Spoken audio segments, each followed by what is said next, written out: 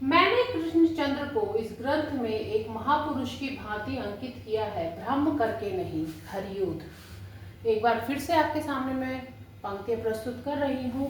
मैंने कृष्णचंद्र को इस ग्रंथ में एक महापुरुष की भांति अंकित किया है, भ्रम करके नहीं। किसकी पंक्तियां हैं, किसके द्वारा लिखित है? हरियोध के ने। प्रिय प्रवास भारतीय नवजागरण काल का महाकाव्य नहीं है, यह जीवन श्रेष्ठतम मानव मूल्यों का कीर्ति स्तंभ है। देखिए, आज की इस कक्षा में मैं बरखा आपसे चर्चा करने जा रही हूँ नेट पाठ्यक्रम की अगली वीडियो पर। और इसमें आज जो आप जानते हैं कि इस समय कविता का जो है हमारा सिलेबस चल रहा है, तो देखिए आप इन पंक्तियों को पढ़कर ये अंदाजा लगा सकते हैं कि आज हम कौन सी कविता करने जा रहे हैं। देखिए, एक हिंट में मैं आपको दोबारा दे देती हूँ। हरियोध यहाँ पे एक हिंट है और दूसरा है प्रिय प्रवास। तो प्रिय प्रवास भारतीय नवजागरण काल का महाकाव्य नहीं है, यह जीवन श्रेष्ठता मानव मूल्यों का कीर्ति स्तंभ है। और ये पंक्तियां किसके द्वारा है? तो ये पंक्तियां लिखी गई है विश्वम्भर मानव के द्वारा। देखिए, अक्सर ऐसी पंक्तियां हमारे नेट के एग्जाम में जो है पूछ ली जाती है, तो इसी कारण इन पंक्तियों पर मैंने यहाँ पे जो है चर्चा की है।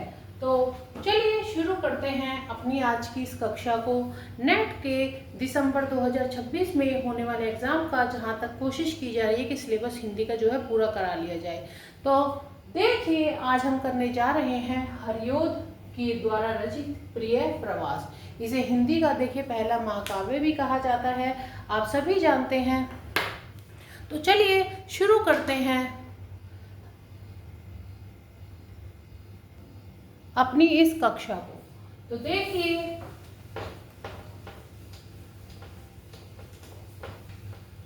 अगर हम प्रिय प्रवास की आपसे चर्चा करें तो प्रिय प्रवास सबसे पहले नाम है प्रिय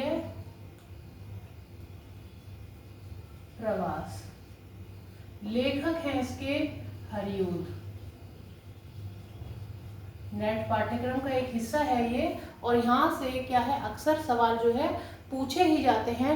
नेट का जो है आप जानते हैं कि सब्जेक्टिव टाइप में ऑब्जेक्टिव टाइप में पेपर आता है, कंप्यूटर बेस्ड होता है। तो आप जानते हैं कि ऐसे ही पूछे जाते हैं कि मिलान कीजिए कि कौन सी कविता या उपन्यास या जो भी कहानी है किसके द्वारा लिखी गई। तो प्रिय प्रवास के आज हम चर्चा करेंगे। देखिए, इसमें कुल 17 सर्ग है। 17 सर्ग में लिखी गई ये एक बहुत बड़ा काव्य है। आप जब पढ़ेंगे तो एक पूरी बुक है इसके ऊपर। और ये क्या है, एक विरह काव्य है। क्या है? विरह काव्य है। विरह काव्य तो हम इसे कह सकते हैं। साथ में देखिए, इसमें कुछ आधुनिकता का पुट भी आपको देखने में मिलेगा। आधुनिकता का पुट। आधुनिकता का पुट कैसे? कि इसमें कृष्ण को और राधा को हरियोध जी ने आधुनिक दृष्टि से दृष्टिकोण दिया है और उसके द्वारा ही प्रस्तुत किया है। इसमें जो है समावेश है किसका? आधुनिकता का। अब इसकी बोली कैसी है? तो देखिए,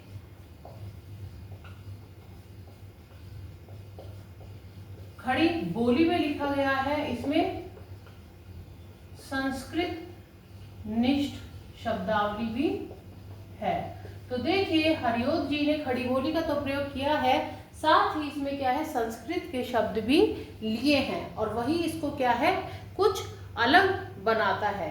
तो और इसको क्या कहते हैं, अगर क्वेश्चन आता है नेट के एग्जाम में कि आधुनिक युग का महाकाव्य किसे कहा जाता है, तो आधुनिक युग का खड़ी बोली का महाकाव्य इसे ही कहा जाता है। आधुनिक युग का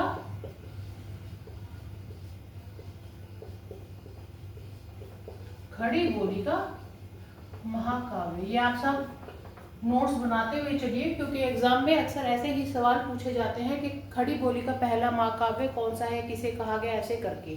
तो इसमें क्या है, ये दो भागों में जो है देखिए विभक्त की गई है। वो किस प्रकार, पहले इसके रस के ऊपर बात करते हैं। तो देखिए, इसमें श्रृंगार रस का प्रयोग किया गया है। श्रृंगार रस क्यों? क्योंकि विरह का वर्णन है, कुछ आधुनिकता का पुट है, तो इस तरीके से इसमें श्रृंगार रस का जो है इस्तेमाल प्रयोग किया गया है। इसका अन्य नाम, तो देखिए इसको पहले जो नाम दिया गया था, ये हमेशा याद रखना, कंफ्यूज करने के लिए ये भी पूछा जाता है कि पहले नाम कौन सा था या बाद में कौन सा था या अब कौन सा है, या जो पहले नाम था उसको लेके पूछ लेंगे कि ये किसका अन्य नाम है। तो पहले इसका नाम क्या था? ब्रजांगना विलाप, ब्रज में रहने वालों का विलाप, ब्रज आंगना विलाप, आंगन में रहने वाले लोगों का विलाप। क्यों? क्योंकि कृष्ण जो है छोड़कर मथुरा चले जाते हैं तो वहां पे वो रोने धोने लगते हैं। किंतु हरियोध जी कहते हैं कि कुछ कारण ऐसे थे जिसके कारण मुझे इसका नाम बदलना पड़ा और प्रिय प्रवास रखना पड़ा। अब आप सोचेंगे कि प्रिय प्रवास नाम भी क्यों है? तो प्रिय का क्या है? प्रवास हो जाता है, माइग्रेट वो कर जाते हैं, तो इसलिए इसका नाम प्रिय प्रवास रखा गया। देखिए बहुत सी चीजें ऐसे हैं जिनको आप एक बार में अगर उनके अर्थ को समझ ले तो फिर आपको जो है पूरी कहानी आसानी से समझ आ जाती है। तो देखिए प्रिय प्रवास, प्रिय का प्रवास, पहले नाम था ब्रजांगना विलाप। अब इसमें संस्कृत निष्ठ हिंदी का जो है क्या है? प्रयोग किया गया है। अब ये क्या है? ये जो है काव्य दो भागों में विभक्त है। पहला भाग इसका क्या कहता है? तो पहला भाग कहता है इसका जो है 8वें सर्ग तक, 17 सर्गों में विभक्त है आप जानते हैं। तो पहले से जो 8वां सर्ग है उसमें क्या वर्णन किया गया है? तो उसमें जब कंस उसको लेने आते हैं कृष्ण को, उसका कंस द्वारा आक्रूर को भेजना और श्री कृष्ण को बुलाना। यहाँ पे क्या है? एक से जो 8वां सर्ग है उसमें वर्णन किया गया है 17 सर्गों में से जो पहले जो सर्ग है, पहले 1 से 8 तक जो सर्ग है उसमें क्या वर्णन किया गया कि कंस के द्वारा अक्रूर को भेजा जाता है और कहा जाता है जाइए कृष्ण को, श्री कृष्ण को अपने साथ ले आइए। वहीं जो फिर 9 से जो 17वां सर्ग है, देखिए दो भागों में विभक्त है इसलिए हम आपको बता रहे हैं। तो 9वें से जो 17वां सर्ग है उसमें क्या है कि कृष्ण अपने प्रिय मित्र उद्धव को भेजते हैं ब्रज, ताकि वह ब्रजवासियों को मना सके। और देखिए जो पहला सर्ग है 1 से 8 तक, इसमें क्या है कि विलाप भी दिखाया गया है ब्रजवासियों का कि किस प्रकार वो विलाप करते हैं जब कृष्ण यहाँ से छोड़कर मथुरा चले जाते हैं। तो देखिए एक बार फिर से मैं आपको बता रही हूँ, प्रिय प्रवास नाम है, हरियोध इसके लेखक है, विरह काव्य है, प्लस में क्या है आधुनिकता का पुट है। 17 सर्गों में विभक्त ये रचना है। बोली कैसी है? खड़ी बोली है, किंतु संस्कृत शब्दों का क्या है इसमें पुट है। आधुनिक युग का खड़ी बोली का महाकाव्य इसे कहा जाता है। श्रृंगार रस का प्रयोग इसमें किया गया है। अन्य नाम क्या है? देखिए नेट के एग्जाम की दृष्टि से महत्वपूर्ण बातें हम आपको बता रहे हैं। तो अन्य नाम क्या है? ब्रजांगना विलाप। ये देखिए अंडरलाइन में इसको कर देती हूँ, श्रृंगार रस को अंडरलाइन कर देती हूँ, खड़ी बोली का महाकाव्य है और 17 इसमें सर्ग है, हरियोध इसके लेखक है। फिर आगे देखिए दो भागों में विभक्त है। तो 17 सर्ग है जिसमें से दो भागों में विभक्त किया गया। 1 से 8 सर्ग है, कंस द्वारा अक्रूर को भेजना, श्री कृष्ण को बुलाना। और यहीं पर क्या है, जो ब्रजवासी हैं उनका विलाप शुरू हो जाता है कि कृष्ण हमें छोड़कर मथुरा क्यों गए। आप जानते हैं कि किस प्रकार प्रेम वो कृष्ण से सभी करते हैं। सारी गोपियाँ, ग्वाल जो है, गाय है, वहाँ पे जो भी है सब कृष्ण के जो लीला है, रासलीला उनमें डूबे हुए हैं। तो उसकी चर्चा पहले से 8 तक की हुई है। वहीं 9 से 17 जो सर्ग है वो क्या कहता है? कृष्ण को अपने प्रिय मित्र उद्धव को क्या है भेजते हैं और ब्रज भेजते हैं ताकि वो क्या कर सके, ब्रजवासियों को मना सके कि किसी दिन मैं वापस आऊंगा, इतना रोना धोना ना मचाए। देखिए इन सब का आप साथ के साथ क्या करते चलिए, नोट्स बनाते चलिए। एग्जाम की दृष्टि से ये बहुत महत्वपूर्ण आपके लिए होने वाला है। देखिए ऑब्जेक्टिव टाइप होता है तो उसमें क्या है कि यही पूछा जाता है कि या तो मिलान करो या उसका नाम क्या था, अन्य नाम। सब्जेक्टिव होता था आपको पूरा आंसर लिखना पड़ता था, आप बहुत कुछ लिख सकते। देखिए सब्जेक्टिव और ऑब्जेक्टिव में एक फ़र्क होता है। सब्जेक्टिव में क्या है, आप कुछ भी लिख सकते हैं अगर आपको थोड़ा भी पता हो, किंतु ऑब्जेक्टिव में क्या है, परेशानी आती है। और क्या परेशानी आती है, आप अपनी मर्जी से नहीं लिख सकते। अगर आपने सही लिखा है तो यू विल गेट 4 मार्क्स, और आपने अगर गलत लिखा है तो 4 मार्क्स विल बी डिडक्टेड। तो यही ऑब्जेक्टिव की कमी होती है। तो इन सबको क्या है, आप नोट डाउन करते चलिए। चलिए आगे बढ़ते हैं इस कक्षा में हम। तो देखिए भागों का जिक्र हमने आपसे किया है, प्रिय प्रवास है, पहला नाम क्या था, ये सब हमने आपको क्या है बता दिया है।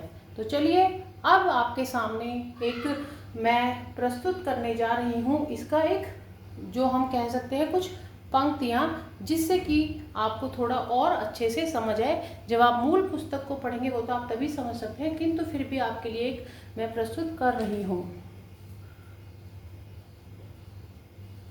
विशद चित्रपटी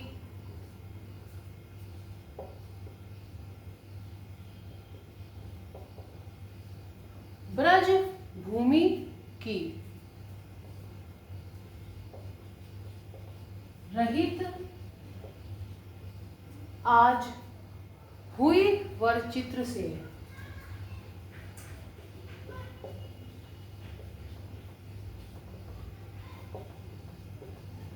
चित्र से छवि यहाँ पर अंकित जो हुई,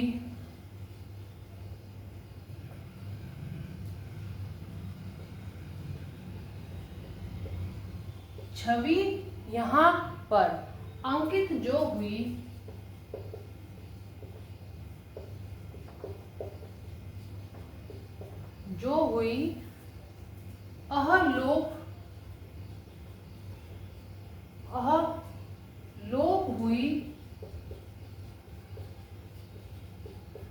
अहलोक हुई सब काल को।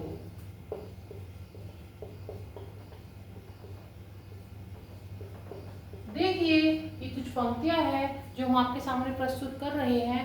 क्यों कर रहे हैं कि किसी प्रकार की अगर कोई भी पंक्ति एग्जाम में पूछ ली जाए तो एक पैराग्राफ हम कह सकते हैं, कुछ पंक्तियां इतनी इनफ होती हैं कि हाँ आप थोड़ा उससे क्या है अंदाजा लगा जाएंगे। अगर आ भी जाता है मिलान करो या कहाँ से पंक्ति ली गई है तो आप क्या है उसको टिक करने के लिए तैयार हो जाए कि हाँ आपका आंसर क्या है, यहाँ पे टिक होना चाहिए, राइट होना चाहिए। द आंसर शुड भी क्या है, राइट होना चाहिए। अब देखिए ये कुछ हमने आपके सामने प्रस्तुत किया है। अब बढ़ते हैं आगे। कुछ पंक्तियां मैंने आपको बताई कि पंक्तियां शुरू में मैंने बताई कि किसने कही थी, हरिओद ने कही थी, विश्वम्भर मानव ने कही। फिर अब ये पंक्तियां है, अन्य नाम क्या है, ये हमने आपको बताया। अब इसके बाद चलिए आगे बढ़ते हैं कथा वस्तु पर।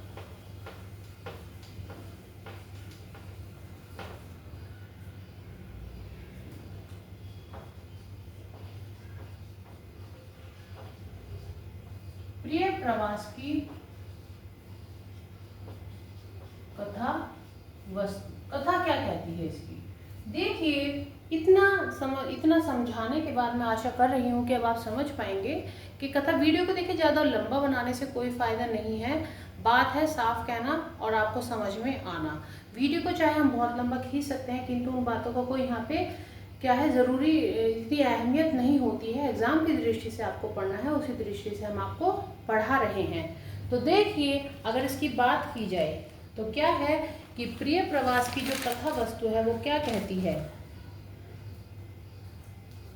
देखिए कथा का आधार, ये क्वेश्चन हमेशा पूछा जाता है कि प्रिय प्रवास का जो आधार है वो क्या है। तो कथा का आधार क्या है, श्रीमद् भागवत। श्रीमद् भागवत का ये बहुत जरूरी है, इसे याद रखना। क्या है, श्रीमद् भागवत का 10वां अध्याय। ठीक है, ये आपको क्या है हमेशा याद रखना है। 10वां स्कंद ये बहुत जरूरी है क्योंकि कई ऐसी हैं अन्य जो गीता से भी ली गई है, श्रीमद् भागवत से भी ली गई है, ऐसे बहुत है। तो इसको याद रखना क्या है, बहुत जरूरी है। मैं अंडरलाइन कर दिया, इसे लिख लीजिएगा। अब इसमें क्या है,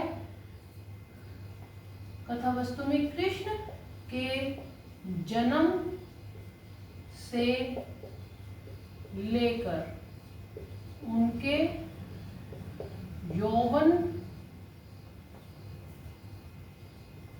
तक की लीलाओं की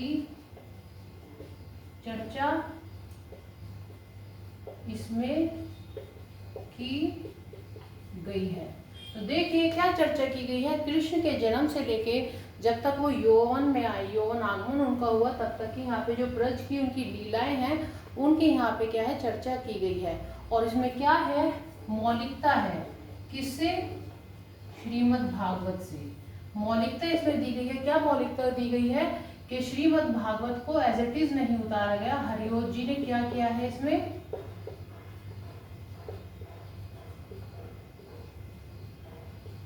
नया पुट दिया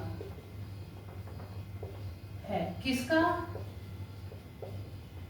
आधुनिकता का। और इसको क्या बनाया गया है, एक समाज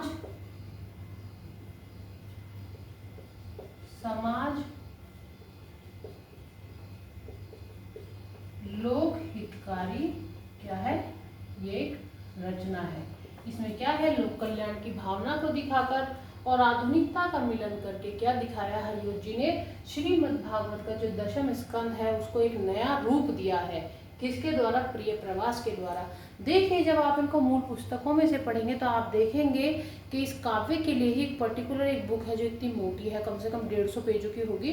तो आप जब देखेंगे तो आप पाएंगे कि हाँ सचमुच ही महाकाव्य क्यों कहा गया है, क्योंकि इतने लंबे लंबे हैं कि आप पढ़ेंगे तो आपको पता चलेगा। और देखिए इनकी अवधि भी 10-10 वर्ष में लिखे गए हैं, तो इस वजह से भी ये कुछ क्या है, अलग हो जाते हैं। अब देखिए एक पंक्ति और मैं आपके सामने प्रस्तुत करती हूँ जिसके लेखक हैं शिवदान सिंह चौहान। वो क्या कहते हैं इसके बारे में कि प्रिय प्रवास में कृष्ण अपने शूद्र मानव रूप में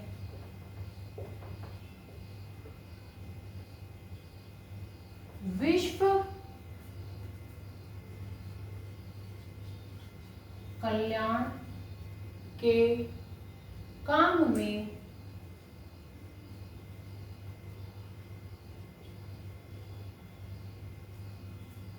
निरत एक जन नेता, निरंतर एक जन नेता के रूप में अंकित किए गए हैं, के रूप में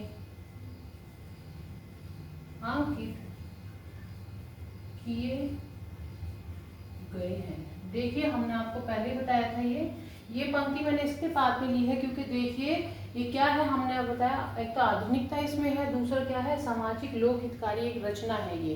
तो शिवदान सिंह चौहान ने भी यही कहा है क्या कि प्रिय प्रवास में कृष्ण अपने शुद्र मानव रूप में, भगवान के रूप में उनको नहीं दिखाया गया है। किस रूप में दिखाया गया है, एक मानव के रूप में दिखाया गया है, जिसके द्वारा क्या है, रूप में विश्व कल्याण के काम में निरंतर एक जन नेता के रूप में अंकित किए गए। आप जानते हैं कि नेता इसलिए फेमस है वो जनता का कार्य करते हैं। तो हरिओत जी ने जो कृष्ण जी हैं उनको भी उसी रूप में हमारे सामने प्रस्तुत किया है।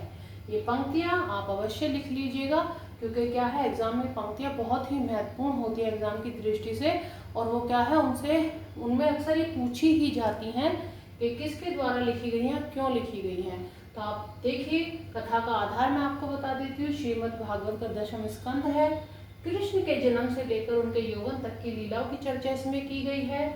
इसमें किंतु क्या है कि अयोध्या जो हरिओत जी है उन्होंने क्या किया है, मौलिकता इसमें दी है एज इट इज, दशम स्कंद को नहीं उतारा है। वो क्या, हरियोत जी ने नया पुट दिया है आधुनिकता का और समाज लोकहितकारी रचना ये है। इसमें क्या है कि कृष्ण और राधा के माध्यम से ऐसे कार्यों को दिखाया गया है जो समाज में क्या है, लोकहित की भावना में आते हैं, जैसे कि राक्षसों का अंत करना, बुराई का अंत करना, जो ग्वाल है उनके लिए परेशान होना, उनको गले लगाना।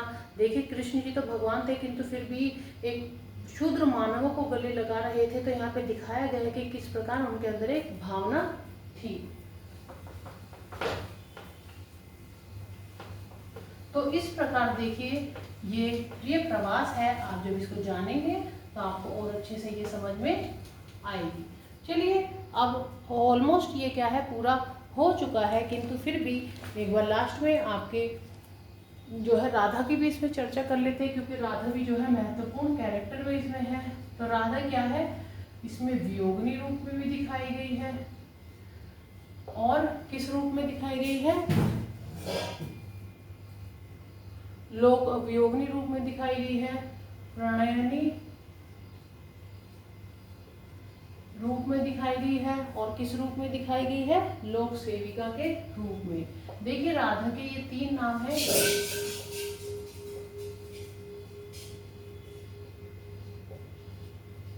लोक सेविका रूप में वो किस प्रकार, क्योंकि जब व्रत छोड़कर वो चले जाते हैं कृष्ण जी, तो वो लोगों की क्या है, सेवा करती है, उन्हें समझाती है कि कृष्ण जल्दी लौट कर आएंगे, इतना परेशान होने की क्या है इसमें जरूरत नहीं है। वियोगनी रूप क्यों है, क्योंकि देखिए आप जानते हैं उनसे प्रेम करते वो छोड़कर चले जाते तो वो परेशान हो जाती है। प्रणयनी रूप क्या है कि अगर कृष्ण से ही प्यार किया तो कृष्ण की ही बनकर रहेंगी। बाद में आता है लोक सेविका रूप। लोक सेविका रूप किस लिए, क्योंकि जब कृष्ण छोड़कर चले जाते हैं तो लोक की सेवा उनके हाथ में आ जाती है। वो वियोगनी बनकर रोती नहीं है, बल्कि ढाढ़स बांधती है सबका कि वो वापस आएंगे। तो ये है इसका, अब होता है दी एंड। मैं आशा करती हूँ आपको समझ में आया होगा इसका सार। तो देखिए प्रिय प्रवास, प्रिय का प्रवास किसके द्वारा, हरियोध के द्वारा।